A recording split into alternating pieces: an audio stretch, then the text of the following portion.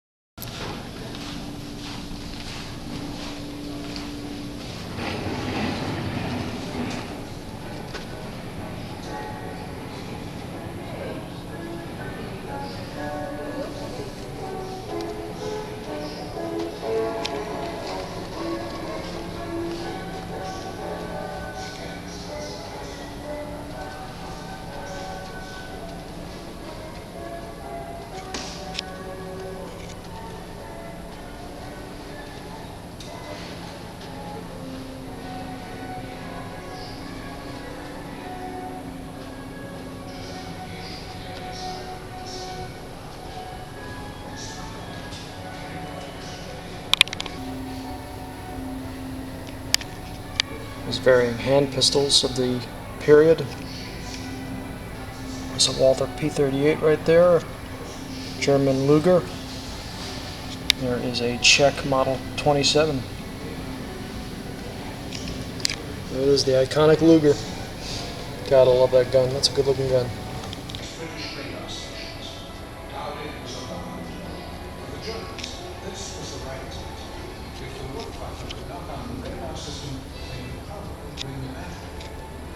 By using mobile radar equipment, the British were able to conceal the extent of the damage to its vital defenses.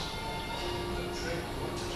Goering and the Germans concluded that the radar stations were too tough to destroy.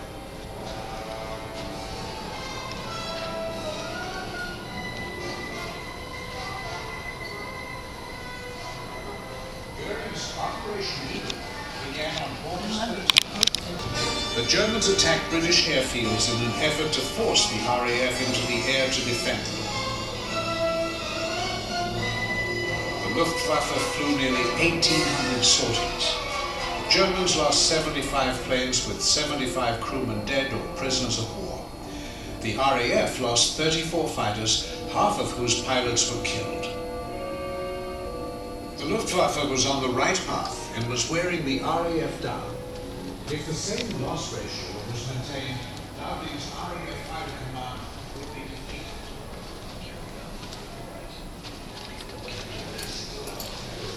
Please. Please.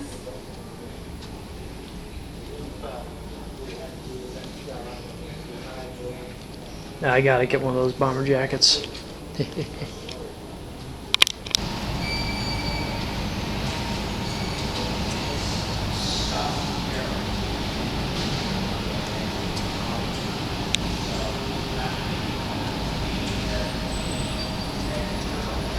Double Wasp, Pratt & Whitney.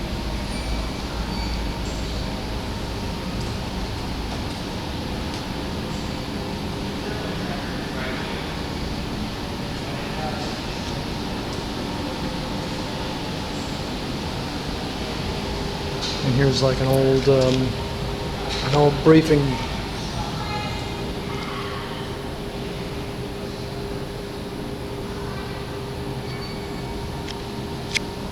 Old aircraft recognition plates. ME-110.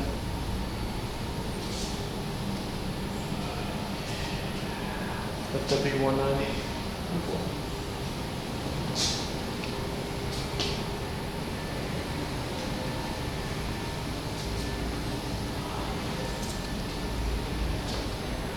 P-47s.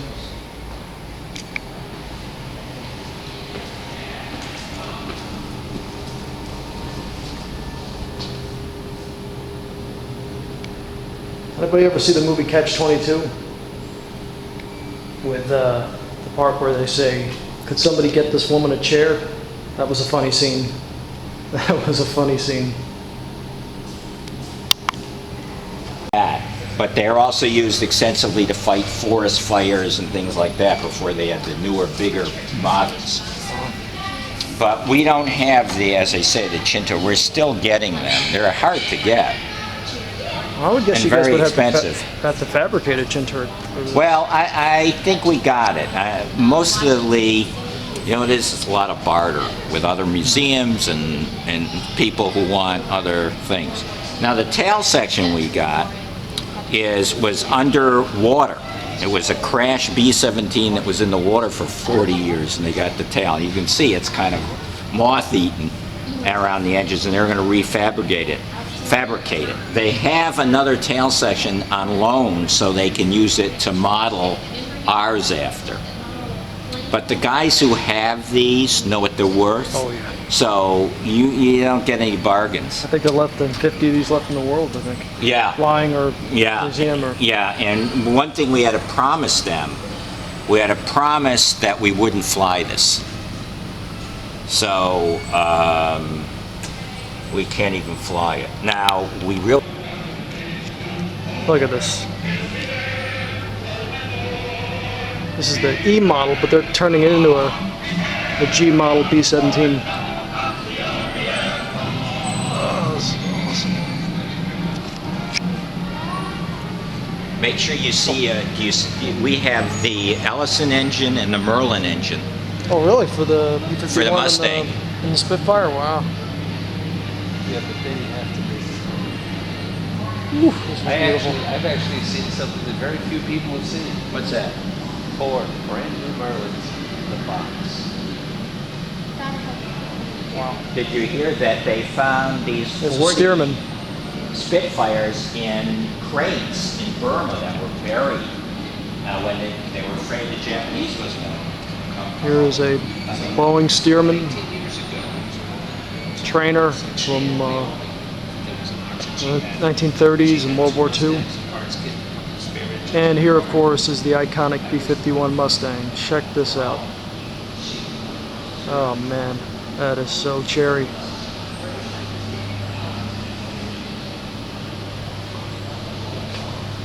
Oh man, that's beautiful.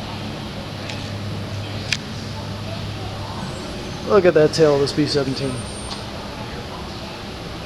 There are your waist turret gunners right in here. They would have their 50 cal machine guns.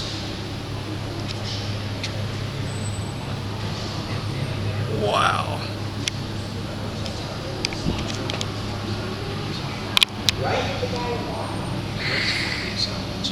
There's the Norden bomb sight. The World War II Norden bomb sight in the B-24, B-17, B-26 Marauder, B-25. They had an explosive device in that thing so that they would destroy it, so it would not be captured by the enemy. Plane crashed or something like that. Let's get back to this B-17 here. Check this out, man. There's the old ball turret. There's the ball turret. There we go, twin 50s. And this would extend when the when the ball turret gunner wanted to get inside. This thing would pull back up into the fuselage. He would open a hatch, get in, and this would drop down. Now, what happened a lot was if the main landing gear was shot out, and this thing got jammed, and he got jammed inside there. Sometimes there were cases where these guys would have to bail out of this thing, or they'd get crushed inside if this thing got jammed or damaged. So this would traverse, turn around, it could spin, and the guy inside was laying prone. He was laying with his feet. His feet were like that. His feet would be coming out there, and then you got the 50s coming back, and then he had a scope. He had a scope in there, and then he would use that scope to track, and he had a little, kind of like an old-fashioned joystick. And there's the side access hatch right there for the tail gunner and the waist gunners to get inside. They would go in there. Tail gunner would go back in here. Oh man, P-51. That's beautiful.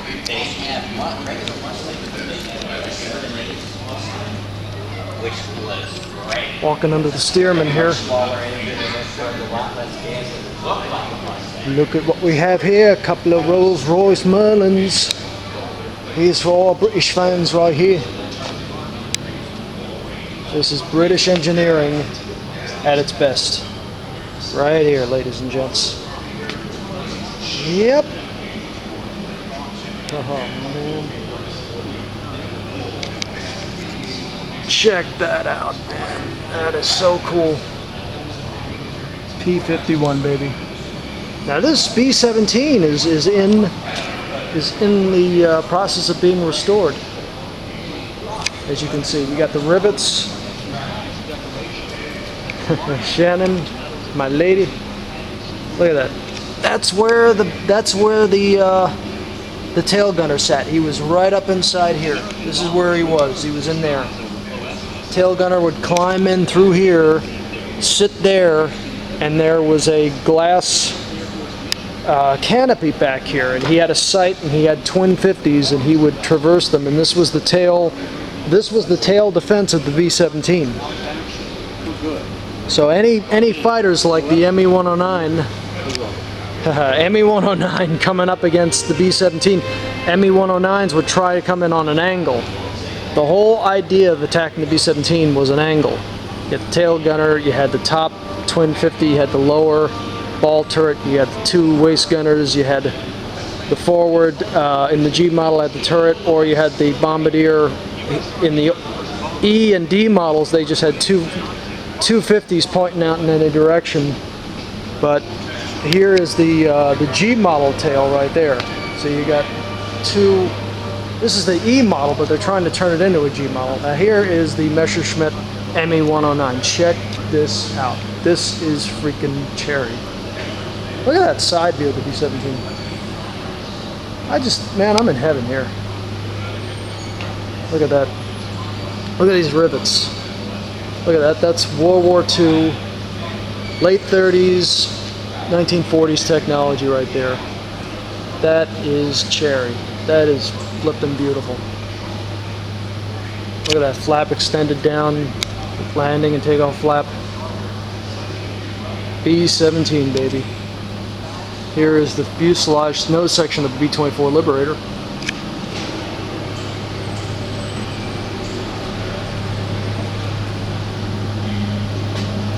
Fighting sand there. B-24. This is B-24. This is the nose section of the B-24. It's a shame we don't have the whole plane. Look at that. ME-109, baby. Woohoo! That is killer. God, that's so awesome. Big 20mm cannon up front, 12 millimeters above there. Some other models had twin cannons in the wings, but really you had three guns. You had 20 and two 12 millimeters up above the engine. B-17, baby. Check that out. That's what I'm talking about. And there's a great head-on shot of the P-51, baby, coming in behind the ME-109. Look at that.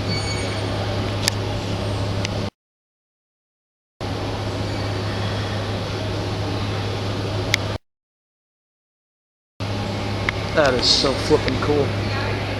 We're above the wing of the B-17. Look at that.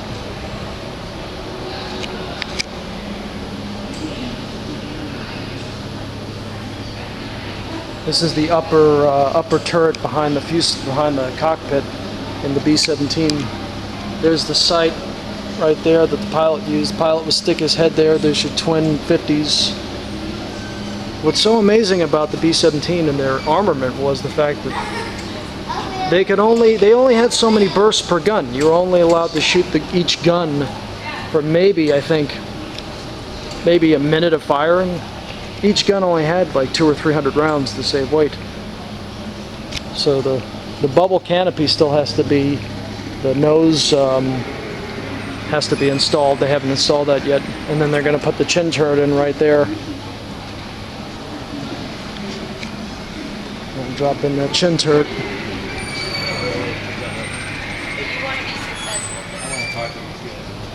That is hot.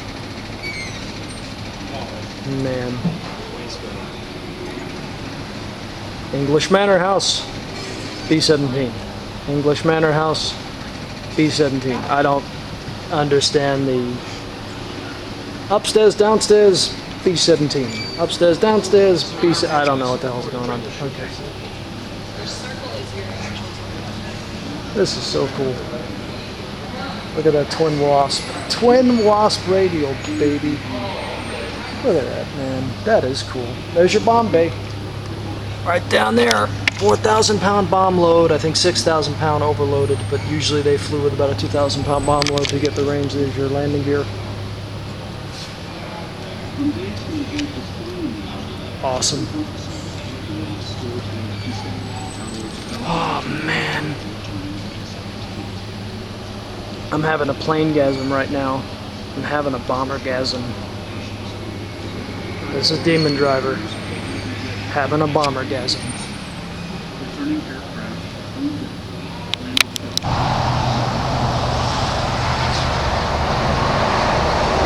B-47E model.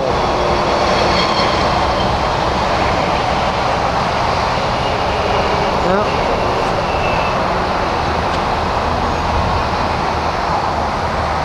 well, guys, there you have the B-47E model. Check it out. Unbelievable. B-47E model. 6 J-47 engines, about wingspan about 120 feet, length about 110 feet, range about 30 some odd 100 miles. Unlimited bombing range if it was with aerial refueling from the KC-135s. Amazing. Went into service about 1951, 52 maybe. First flew 47. B-47, 1947.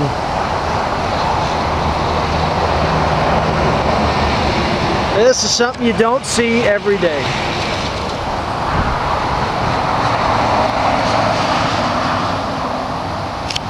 Tandem landing gear. The engine gear to keep the wings from all airliners after this plane kind of copied this design pattern of the engines in a boom off the wing. 707, DC-8, 747, almost all Airbus aircraft copied this design form. This plane is the granddaddy of really all modern jets. Really, the British are the ones that didn't copy it, but the Valiant, the Victor, the Vulcan, they put their engines inside the wings. Because the British like to be different. No, they made amazing bombers. The Valiant was amazing. Check that out. Here are your twin J-47s.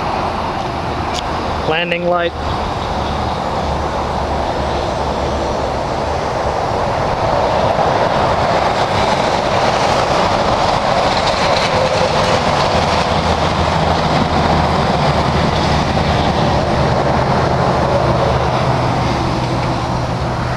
There's your bomb bay.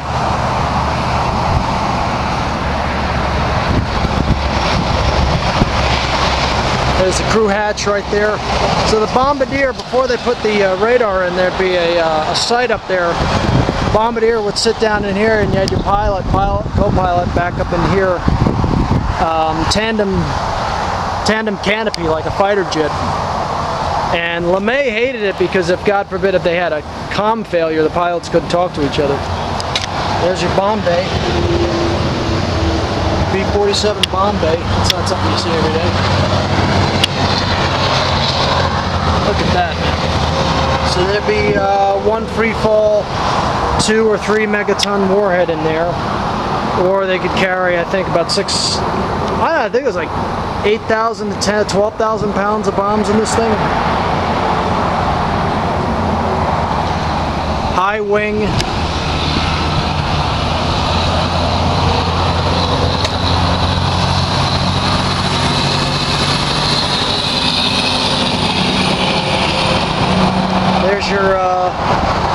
There's your forward tandem landing gear. Obviously, look at that. Look how big and thick that shaft is, man. This thing would retract up that way. This gear turned. This was basically your nose gear.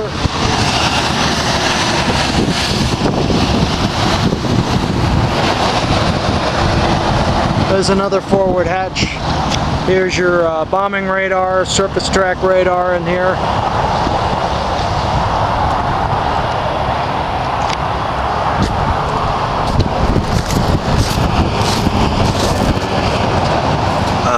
Man, that is so cool. I've got to build one of these, man. I'm thinking about my first EDF jet bomber either being a B-52 or the 47. That is just cherry. God, this is so beautiful. This plane is just freaking awesome. I love this airplane. This plane is so pleasing to the eye. You have no idea.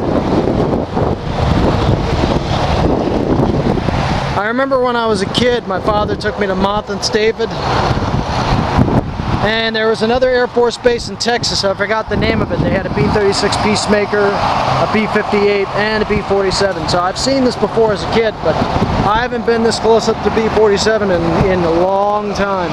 Oh, well over 30 years.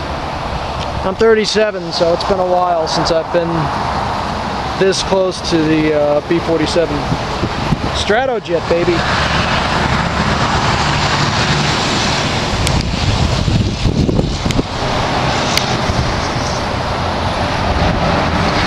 And that's not a very big engine. I mean, that engine only, the J-47 only produced 7,000, 8,000 pounds of thrust. That's why they needed so many of them. This thing had 6 of them. No aileron. Well, no, yeah, this whole thing is an aileron. My bad. Here's your aileron right here. That's your aileron. Now in the B-52, they had spoilers. They had like air brakes that would pop up and make the wing droop. B-52 didn't have ailerons, but B-47 had them. And then out there are your flaps. So inboard and outboard. I think this had 2 ailerons, outboard and inboard, and then your flaps. Now here, the twin 20 millimeters are gone. The B-47E model had twin 20 millimeter cannons piping out the back, and they had a radar. There was an acquisition radar right there for the twin 20 millimeters, so if any enemy aircraft came in, they could defend themselves with the twin 20 millimeter cannons.